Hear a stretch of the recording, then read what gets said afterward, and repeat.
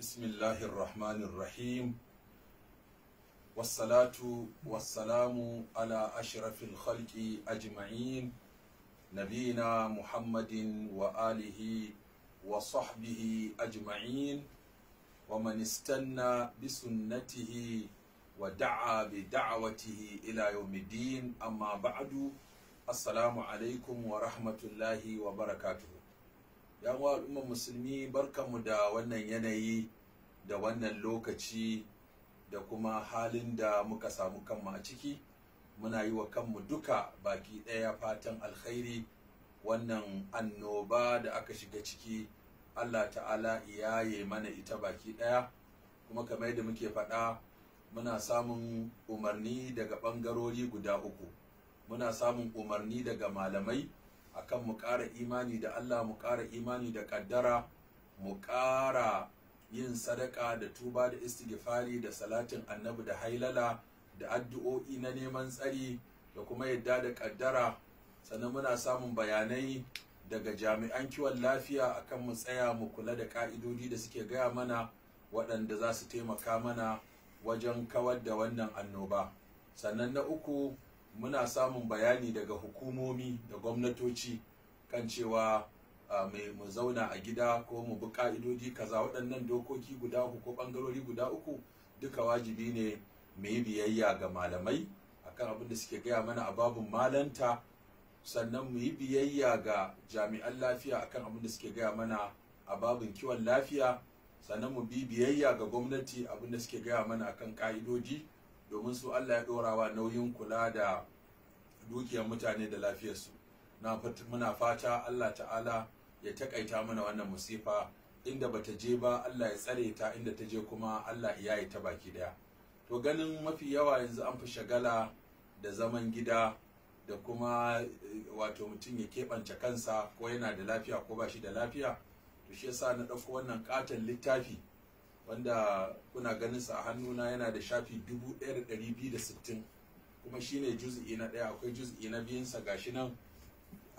Wannan littafi gabaki ɗaya an wallafa shi ne domin magana akan rayuwar manzon Allah sallallahu alaihi wasallama, wato mawsu'atu ahadisi shama'ilin nabawiyya ash-sharifa. Malaman da suka taru suka tantance wannan sun duba littattafai na hadisi sama da 50, sannan kuma sun ce sun bibiyi wasu littattafai daban-daban wanda suka tantance hadisi 90,000. A cikin wannan hadisai 90,000 suka tantance duk wani hadisi da yake da alaka ko bayani akan wani abu da ya shafi manzon Allah sallallahu alaihi wasallama akan shama'il dinsa. An san abubuwan da aka ruwaito mana da game da annabi sallallahu alaihi wasallama, malamai sun kasa shi kusan kashi 10. Kashi na farko shine maganganun manzon Allah sallallahu alaihi wasallama wanda suke cike da fasaha, suke cike da ilimi, suke cike da gaskiya, suke cike da koyarwa, suke cike da darasi. Sannan na biyu, ayyukan manzon Allah sallallahu alaihi wasallama kashi 3, ayyukansa na halitta da ayyukansa na zamantakewa da kuma ayyukansa na koyar da ibada. Duka waɗannan ayyuka na manzon Allah sallallahu alaihi wasallama suna nan. Sannan bangare na uku, abubuwan da aka yi a zamani ko a gaban manzon Allah sallallahu alaihi wasallama ya nuna goyon baya ko yadda ko yayi shiru, don manzon Allah sallallahu alaihi wasallama zai shiru akan abin da ya san ya sabawa abin da Allah ya ce ba. Da ko da guda uku, as-sunna al-qawliya, as-sunna al-fi'liya, as-sunna at-taqririyya. Sannan sai na hudu da na biyar shine abin da ya shafi halittar manzon Allah da halayensa, wato sifatuhul khalqiyya wa sifatuhu al-khuluqiyya, wato abin da ya shafi siffofin manzon Allah sallallahu alaihi wasallama na yadda Allah ya halicce shi tun daga tsakiyar kansa alaihi salatu wassalam har zuwa kafarsa, dukkan siffofin jikinsa da yanayin kyau da kamala da cika da Allah ya bawa manzon Allah sallallahu alaihi wasallama, wanda ba wani cikakken mutum mai kamala, mai daraja, mai kima, mai kyau, mai kyan gani, mai kyan hali kamar manzon Allah sallallahu alaihi wasallam ba. Sannan abu na biyar shine sifatuhul khuluqiyya, abin da ya shafi halayen manzo Allah sallallahu alaihi wasallama. Mutum ne mai haƙuri, mutum ne mai gaskiya, mai cika alƙawari, mai amana, mai son jama'a, mai tausayi, ya zauna da iyalansa, ya zauna da matansa, ya zauna da abokansa, ya yake gudanar da rayuwarsa gabaki ɗaya ciki da waje.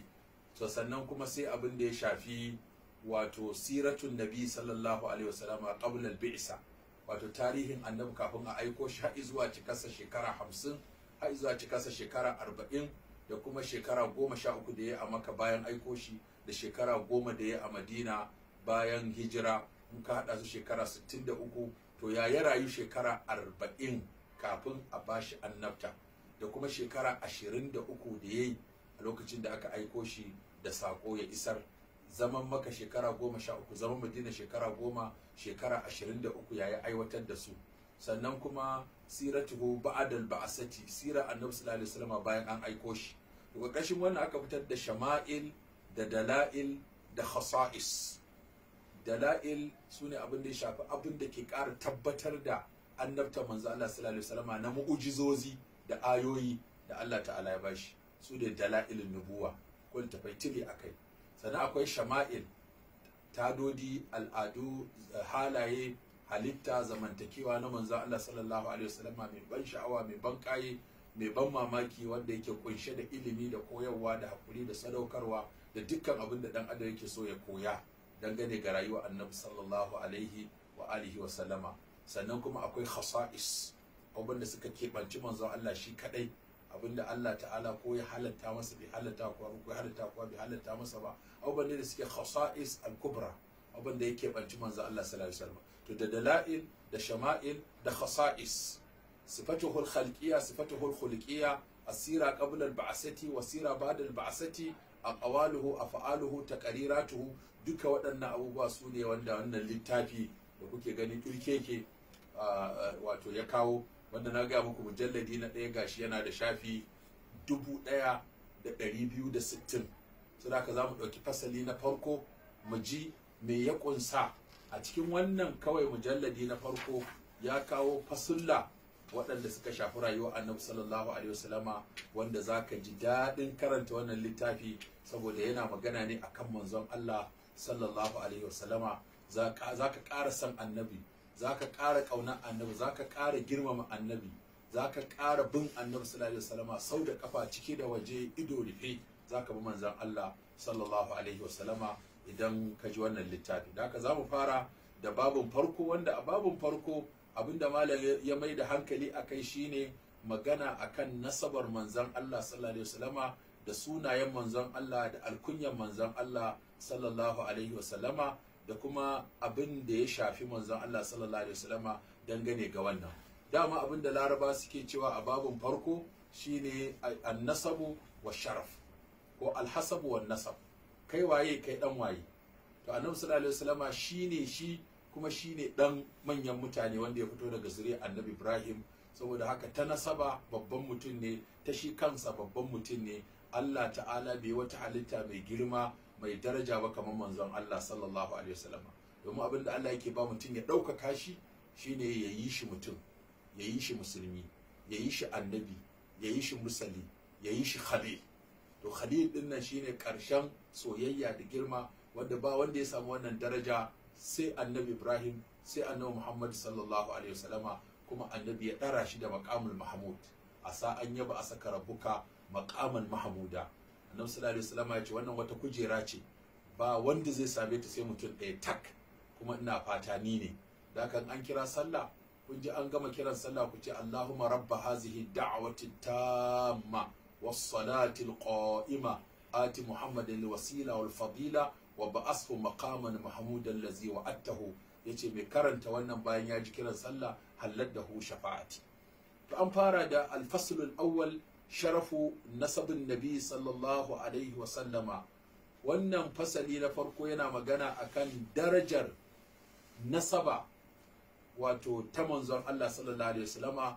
Sannan kuma da magana akan asma'uhu wa kunyatuhu, abin da ya shafi sunayen manzon Allah da kuma alkunyan manzon Allah sallallahu alaihi wasallama.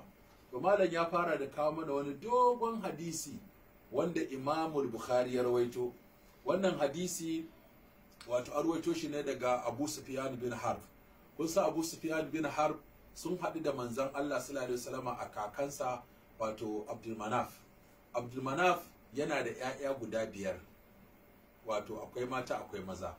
Manya-manyan ƴaƴansa akwai Abdul Shams, akwai Naufal, akwai Mutallab, akwai Hashim, akwai ɗan ƙarami da shi ya rasu yana ƙarami. Da haka waɗannan hudun su ne suka shahara a ƴaƴan Abdumanaf, Abdushams, Naufal, Mutallab da kuma Hashim. To anan shi Abu Sufyan ya fito ne ta ɓangaren Abdushams, shi kuma Annabi sallallahu alaihi wasallama ya fito ne ta wajen wato Hashim. Kun ga kenan in aka zo kace Annabi Muhammad sallallahu alaihi wasallama dan Abdullahi dan Abdul Muttalib dan Hashim, sai kace Abu Sufyan bin Harb bin Umayya bin Abdushams, kaga kenan sun haɗu a kakanni, wato kakansu ɗaya shine Abdumanaf. To shine yake cewa anna Hiraqala arsala ilaihi fi rakabin min Quraish, wato tafiya ta kama shi zuwa yankin ƙasar Sham. A lokacin ƙasar Sham tana ƙarƙashin mulkin Romawa. To a lokacin kuma Annabi sallallahu alaihi wasallama ya aika ma sarakuna wasiƙu yana kiransu zuwa ga addinin musulunci. Dama manyan dauloli masu ƙarfi masu faɗa aji a yankin a lokacin shine daular Farisa da kuma daular Rum. To sai Annabi sallallahu alaihi wasallama ya aika musu wasiƙu yana kiransu zuwa ga addinin musulunci. Duk sarakunan duniya gaba ɗaya Annabi ya aika musu wasiƙu. To a lokacin da Annabi ya aika wasiƙan nan, shi sarki bayan ya karanta tasa wasiƙa bai yi saurin mai da amsa ba, sai da ya jira tukunna Larabawa suka shigo ƙasarsa, kuma aka ce masa akwai Qurayshawa. Sai ya ce to a kirawo su zai musu tambaya game da wani abu da ya shina a cikin littattafansu game da manzon Allah sallallahu alaihi wasallam, ko za a dace shine annabin da annabawan da suka gabata su annabi Musa su annabi Isa suka yi bishara da zuwansa. To sai aika a cikin wasu ayari wanda suka tafi kasuwanci, wanda shi Abu Sufyan shine madugun wannan tafiyar. Wa kanu tujjaran bisham, sun kasance 'yan kasuwa ne da suka je ƙasar Sham domin yin kasuwanci. To shine sarkin ya kira su zai musu tambaya akan rayuwar Annabi sallallahu alaihi wasallam. Fil muddati allati kana Rasulullah sallallahu alaihi wasallam ma da fiha Abu Sufyan. Wannan ko ya faru ne a lokacin da aka yi sulhu Hudaybiya. Dama an dan samu tattaunawa wanda mun zo sulhu Hudaybiya za ku ji hikimomi sama da 100 wato da ke kunshi a cikin wannan sulhu da Annabi sallallahu alaihi wasallam tsakaninsa da Qurayshawa. To a lokacin da ake tsakanin yanayin wannan sulhun, a lokacin su kuma su Abu Sufyan din suka tafi kasuwanci zuwa yankin wato Sham, suka haɗu da wannan ya kira su da su da Qurayshawa. Fa atawhu wa hum bi Iliya, shi kuma lokacin yana Iliya shine Baitul Maqdis, yana Baitul Maqdis a lokacin ya ji labarin sun zo, yasa aka kirawo su domin ya musu tambayoyi akan manzon Allah sallallahu alaihi wasallam. Fa da'ahum fi majlisihi, sai kirawo su fadarsa inda yake da fadawansa, inda yake sarautarsa, yasa aka kirawo su. Haulahu uzama'ur Rum, a lokacin da suka zo kewaye da shi duk manyan Rum ne, wato masu mukamai da masu sarautu da masu title iri-iri suna tare da shi. Summa da'ahum, sai da aka gama taruwa sai ce a shigo da waɗannan Larabawan zai musu tambaya. Wa bi abi turjumanihi, yasa aka kira man mai masa fassara, tunda shi yana jin Romanci ne, su kuma suna jin Larabci. To dole sai an samu wanda yana jin yaren guda biyu, in shi ya faɗa ya fassara musu, in su sun faɗa ya fassara masa. Ashe kun ga aikin tarjama ba yau aka fara shi ba, an fara shi tun tsokaci. Zaka sai kira su, fa qala ayyukum aqrabu nasaban bi hadha ar-rajul allazi yaz'umu annahu nabiyyun. A cikin ku wane ne yafi kusa da wannan mutumin da yake cewa shi annabin Allah ne? Wa yafi kusa da shi a cikin ku? Wane ne in an bi nasaba za a samu sun fi kusa? Da ina da tambayoyi da zan masa, na fi son na kusa da shi. Faƙala Abu Sufyan, faƙultu ana aqrabuhum nasaban, sai ce ni na fi su kusa da shi. Faƙala udnuhu minni, sai ce to kuma tso da shi kusa da ni zan masa tambayoyi. Wa qarribu ashabahu, kuma kusanto da abokansa su tsaya a bayansa. Faj'aluhum inda zari, ku sanya shi a kusa da kafa su tsaya a bayansa dab da shi. Sun maƙalar turjumani, sai ya gaya mu mai masa fassara. Kullahum inni sa'ilun haza an hazar rajul, ka gaya musu su abokan nasa zan tambayi wannan mutumin akan wancan annabin da ya aiko min wasiƙa.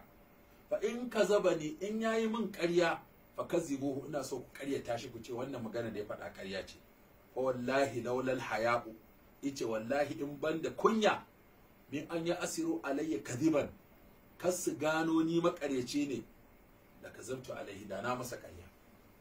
wannan darasi mai yawa, ga kiyayya a lokacin, ga gaba, ga kowa yana so ya murkushe dan uwansa, amma an sharɗanta masa in yayi ƙarya a ƙaryata shi.